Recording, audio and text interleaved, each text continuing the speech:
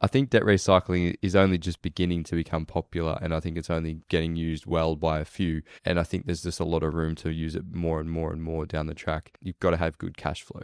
Like if you're going to invest in a property, if you're going to invest in anything, you need to know what your cash flow looks like. And that's what drives the decisions and drives that next phase of opportunities. You're listening to the Financers Podcast. 1, 2, 3, listen.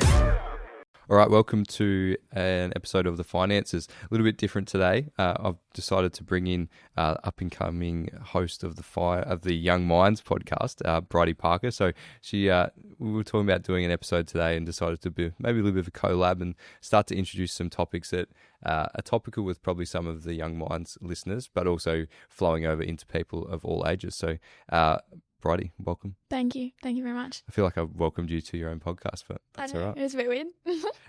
Anyway, today, Bridee said she doesn't want any hard-hitting questions. She wants to ask them of me. So debt recycling, it's something, have you heard of it before? I've heard about it around like here, but aside from that, it's never anything that's really applied to people the circles I'm in and that sort of thing. It's one of those things I think maybe it's my age group and maybe the clientele that I'm dealing with is something that's really topical and there's lots of information out there. Yep. So I'm keen for you to learn a few things because I think it's definitely something that people are looking into and doing.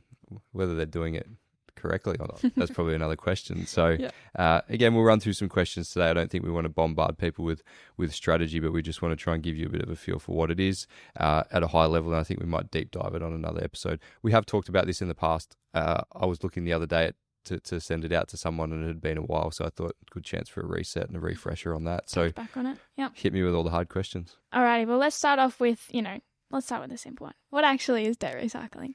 Well, that could be the next 40 minutes of me trying to explain it, probably not very well. And again, I think visually this is one, and it's probably, I often say to clients, don't be afraid to just Google this one because you can see some good YouTube videos and things around it functionally. But essentially, debt recycling is the process of taking bad debt and turning it into good debt, but also with the idea of trying to reduce your bad debt. Now, just to sort of give some explanation when we use the terms good and bad debt, there might be things you've heard of, might not be, but essentially bad debt is your mortgage. It's debts that can't be claimed as a tax deduction. Essentially, it's for debts on whether depreciating items or items that aren't for investment purpose. Good debt, in simple terms, is investment debt. When I think about good debt, it's debt against a investment property or a portfolio of equities. It's something that's used. You're borrowing with a growth mindset on a wealth creation front. So you're trying to use debt to leverage yourself further. And don't get me wrong, investing using debt to buy a home that you live in can also sort of be a bit, and this is where it can get a little bit tricky. It sort of can be felt like it's a good debt, but from a technical sense, it's probably bad debt because you can't claim a tax deduction for the interest that's payable on that loan. So in simple terms, let's say you've got $100,000 owing at 6% against your home loan, you're going to pay $6,000, and that all of that is just paid. You've got to earn the money, pay tax on it, pay the $6,000.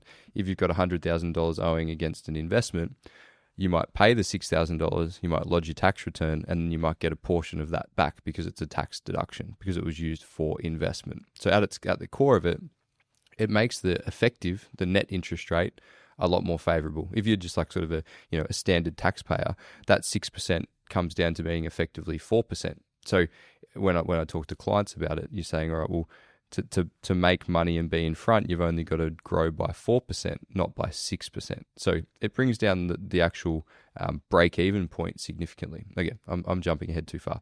But in simple terms, where this strategy works at its most effectively and what it is generally for people who have got time frame, they've got good cash flow, they've got equity in their home or an investment that they have access to. So that's probably one of the key things. And again, that's not the criteria for everyone, but on a simple level, they're the things we're looking for. It's not something you want to be doing too late in your financial journey, but you also need to be at a point where you've had a little bit of maturity in your financial journey so that you know your situation and that we can ascertain that it is the correct strategy for you. So again, it's not for everyone. I just want to make that really, really clear. Okay. Well, if it's not for everyone, let's jump into why do people actually use debt recycling as a strategy? Good question. So I think, and I was talking to someone earlier about this, like people are always keen, and probably I feel like they're more eager than ever to try and get ahead or to make better of their financials. So traditionally, you bought a house, you got a mortgage, and you paid it down over time. These days, people are thinking, how do I get rid of this quicker? What else can I do? My property's gone up in value. I don't want to sell it and extract the value. I want to use that equity, so that growth component, to elevate my financials or accelerate my wealth creation. So people are essentially trying to do two things. They're trying to build wealth, and they're trying to reduce their debt on their bad debt, so their home loan debt or other debts. So again, there's multiple reasons they're trying to do it. The bit that I think gets confusing is the passive income component, and I think that's where, even, if you chuck this into ChatGPT or something, it's going to give you maybe some misnomers and some things that aren't quite correct around what you're trying to do, and that's where the tax effect and trying to get everything lined up. The strategy needs to be implemented. Not perfect, perfect is obviously a goal, but you need to get most of the ducks in a line correctly, or it starts to sort of erode its benefit. So again, when you think of it, who do you think? Do you have a picture in your mind of who you think might be trying to do debt recycling? Like, is there an age or a demographic of person? First thought of mine would be somebody who obviously owns their own home and they've paid off a decent chunk of their mortgage. So it would be, you sort of get yourself a bit settled in, and then you look at, okay, well, what's next? Like, where can I then expand from here? So it, wouldn't necessarily be your average 20-year-old, but on average, I'd probably say around the 30-ish mark. I think it's a good sort of guess, and it depends a bit, but it's sort of that ballpark thing. It's they've been in there, they've either paid it down or it's grown aggressively or grown for a period of time. Sometimes it also, we're seeing it a lot where people maybe received an inheritance or a lump sum benefit, and they've been able to then knock down some debt and sort of forcibly create an equity stake in that property as well. It's actually another trigger for where I've used it quite a bit, is people receive an inheritance or a lump sum of funds, and their instinct is they want to pay down some debt, but they want to invest those funds. And it's not to say the investing part's incorrect, but if you look at debt recycling, it's one of the quickest ways you can really speed that up. So they might receive $200,000, whatever that may be. They might pay that off their bad debt aggressively, really quickly, and then create a loan facility to redraw back out of that property and then invest straight away. Now, immediately you go from having an extra $200,000 of bad debt to having an extra $200,000 of good debt, and reducing that bad debt, and still starting your investment journey. So I often say to people, it's all about the sequencing of events and the order of operations. It's not about where it might end up in the exact same investment option, but the sequence of how it gets there is probably what's going to make or break its success or not success, because of the way that the tax fundamentals sit behind that. So again, this is where it's definitely horses for courses, and it's different for different people, but that functional part of getting things in the right order, it's not so simple. Like it's never that simple, unfortunately, of just receiving funds and just investing it. There's obviously strategy to how you invest it, but there's also the strategy of where were those funds actually sourced from, and in what order and procedure did you get there?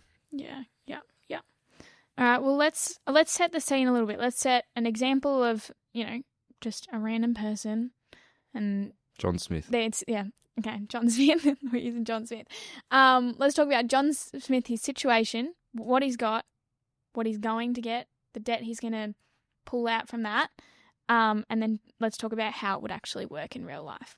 Good question. So let's say that John Smith comes in and he's got a property worth $1 million, and he has a debt against it of, let's just say, $250,000 left owing on it. So he's done pretty well. It's grown. He's paid it down. He's had it for a while. He's going, all right, my cash flow is good, and I'm paying a decent amount off this loan. Do I keep doing that? Now, probably the simple answer is actually yes, but it's what else do you do? It's what else do you do with that other equity to try and start building wealth? He's going, all right, I've got $1,000 a week of surplus. Like, I'm in a really good, strong surplus position. Do I keep paying that down, or do I take that $1,000 per week and I invest it into a portfolio to try and grow those assets? Again, the answer is both, but it's about how you do it. So instead of John just paying it straight into an investment account and trying to build that wealth, he'll pay it into the home loan and continue to knock that debt down. What he'll actually do at the exact same time is open up another facility against that property and start to redraw at $1,000 a week and put that $1,000 a week of redraw into the investment account. So if you think about it, he's still doing what he thought he was going to do. He's just added a couple of extra steps in the middle.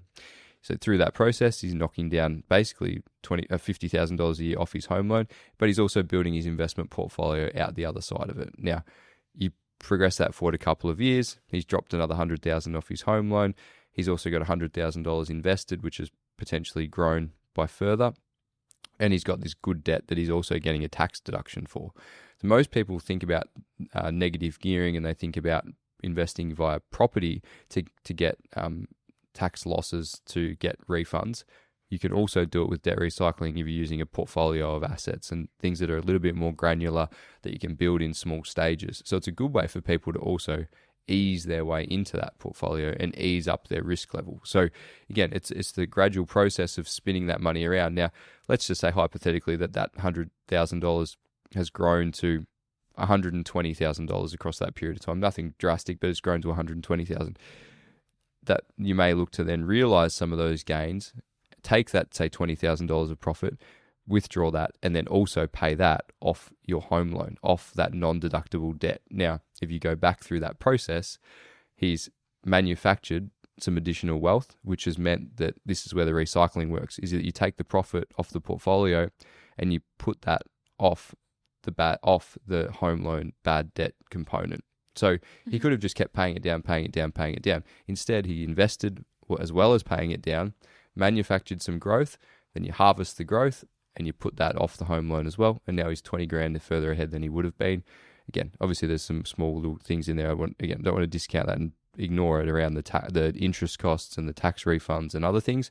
But if we keep it really, really simple and we structure it correctly, we should be looking at that 20 grand. Now, people will say, oh, there's got to be capital gains tax. Yes, there will be some capital gains tax on that. So again, this is where and why advice is so crucial on this. And you need to make sure you know what your potential taxes are on the way through it, getting refunds in the right areas, and then redeeming at the right time to make sure you realize as much profit as possible. So some people might not realize any profit for multiple years. Some people might have a good run and realize profit relatively quickly. It depends.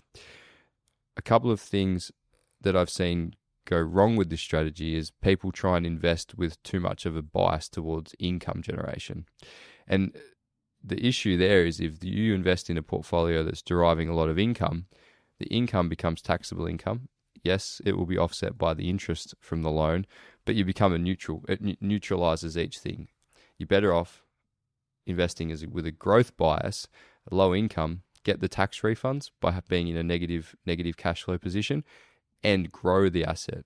The thing we know about the growth is that once you've owned those assets for more than 12 months, you get a 50% discount on any of the capital gains, which brings the net tax cost down significantly. So again, I know this is getting a little bit deep in the reads, but this is just sort of trying to demonstrate the order. And so it's about structure at the start, order and procedure. It's about investing in the right asset classes.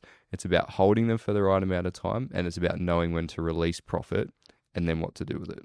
So I've probably just thrown a heap of words and jargon in there as well. And I know that Bridee always tells me off for that. And my little piece of paper in front of me is covered in scribbles that no one can see. I think debt recycling is only just beginning to become popular, and I think it's only getting used well by a few. And I think there's just a lot of room to use it more and more and more down the track. And it's not about bringing people up to crazy levels of debt and risk. It's, again, you've got to have good cash flow. Like if you're going to invest in a property, if you're going to invest in anything, it always comes back to, does your cash flow support this? Does your cash flow support this if interest rates rise? Does your cash flow support this if there's an impact to your expenses or one of your incomes is impacted? You need to know what your cash flow looks like, and that's what drives the decisions and drives that next phase of opportunities. So, it's all good and well to have that sort of process in place and knowing, where money's meant to go in, where money's meant to come out, where you take the profit and put it into the right places. But what are actually the risks for people to consider before they even look at the process? Good question. Around risks always, and I think, again, risk mitigation is sort of the forefront of a lot of the things we do, and it's about balancing up risk mitigation with opportunity taking. And you see most clients that they're way too they're way too risk averse, or they're way too risk on. They've got way too much risk. Trying to find the balance between those two things is crucial. So when we talk about risks, and it's a little bit like I was just saying, is around, okay, what are your foundations? What are the possible things that could impact your lifestyle in the next period of time? Now, they might have good income, good surplus, but you know that maybe she's pregnant, she's about to go on leave. What does that look like? Is that going to change the strategy?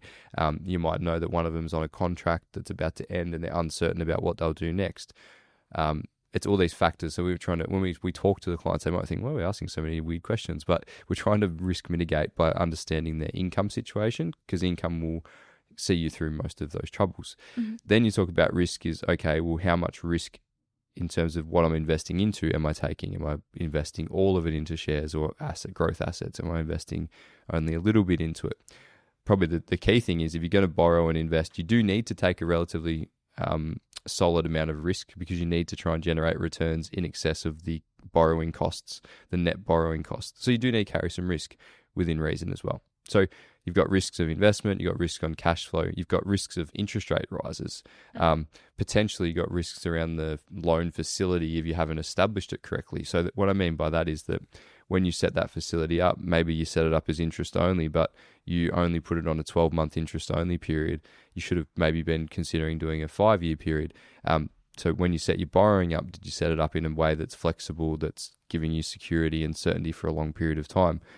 You don't want to get a year or so into the strategy and then get flicked over to principal and interest and your cash flow get impacted.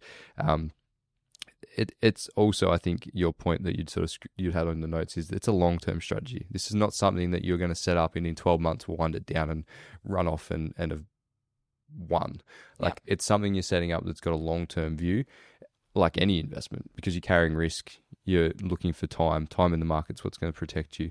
So you need to be able to stay in it, and the way of staying in it is having other things you can call upon: cash flow, savings, buffers, more room to move in all of those strategies. So again, I think that the interesting thing with debt recycling, like other strategies, is that we run through the same process of assessment. It's the same process whether we're talking about making additional super contributions, debt repayments, debt recycling, investing in property, investing in whatever it is or what you're doing. It still goes through the same fundamentals, which is cash flow. As boring as that is. Again, questions. What have I missed? What have I got you thinking about? If anything, hopefully something. Hopefully nothing. Hopefully you're not sitting going, that's boring. No, not boring. Confusing, but not boring. Like, it seems very, very complicated. It seems like there's a lot of things that can go wrong. There's definitely a lot that can go right if you do it correct.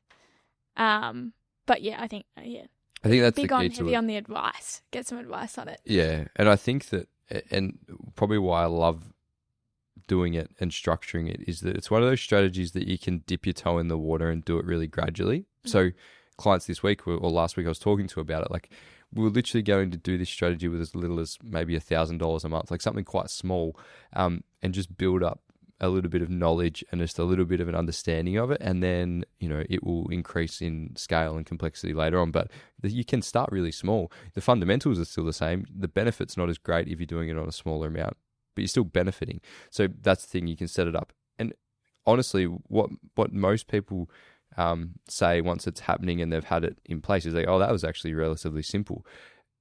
And that's our job, is to make it appear simple and make it feel simple and make it not impact on their day-to-day life. That's the other thing, is we want you to pretty much not even know what's happening to an extent. Like, it's automated, It's simple, it's easy. At tax time, we send your accountant a report, you get one loan statement, it's done. Like, it's not adding complexity to your day-to-day. Mm-hmm. It's just happening in the background, and then we're guiding you through it. And again, I think it's a strategy that needs advice. Like, it has to be done with advice, in my opinion. People do it, and I know that people will muddle their way through on it at times and do okay out of it. But I do think it's a really active strategy that needs to be reviewed.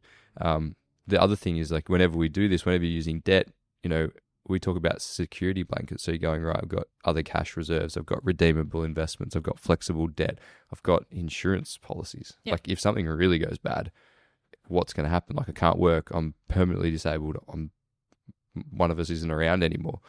Like, we get right down to those layers, and that might be the 6th, 7th, 8th thing you're going to call upon, but all those things have to be reviewed at that same time. Mm-hmm. Mm-hmm. Again, I think we could do a few more episodes on this one, but again, I'm biased because I like it though. that was good. That was good. Anything else you want me to wrap up there? Is that sort of, again, I think the key thing with this one is it's something that's topical, and then we're getting feedback and questions around it. So I would like, again, I'm not the visual creator, so I think at some point we want to get some better visuals to pair with this information, and we want people to ask questions about it. If there's anyone that has questions around debt recycling, am I doing it right? Am I doing it wrong? How do I do it? What does it mean? Is this applicable to me?